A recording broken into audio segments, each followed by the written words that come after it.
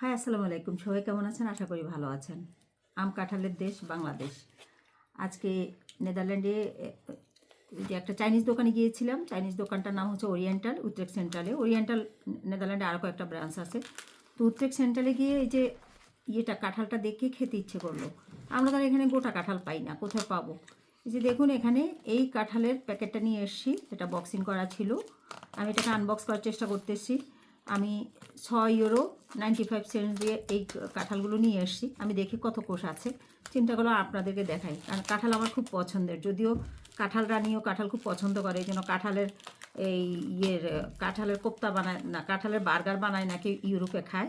এই যে দেখুন, ইউরোপের মানুষ কাঁঠাল কী জিনিস আসলে বই পুস্তকে পড়েছে, কিন্তু কাঁঠাল এই দেশে পাওয়া যায় না। এটা এশিয়ান দোকান, এশিয়া দেশ থেকে আসছে, এশিয়ান দোকানেই পাওয়া যায়। এই যে এভাবে বক্সিং আকারে পাওয়া যায়। এখানে কয়টা কোষ আমি আপনাদেরকে দেখাচ্ছি। 4, 4 3 7, 7 3 10, 11, 11টা কোষ। 6 ইউরো 95 সেন্ট দিয়ে নিয়ে আসছি। 6 ইউরো 95 সেন্ট কত টাকা হয় বাংলাদেশি টাকা হিসাব করবেন। 1 ইউরো সমান বাংলাদেশে 126 থেকে 130 ফ্ল্যাকচুয়েট করে। তা আপনারা দেখবেন কিসে হিসাব করে 6 ইউরো 95 সেন্টে কত টাকা হয়েছে। এখানে কত 11টা কোষ।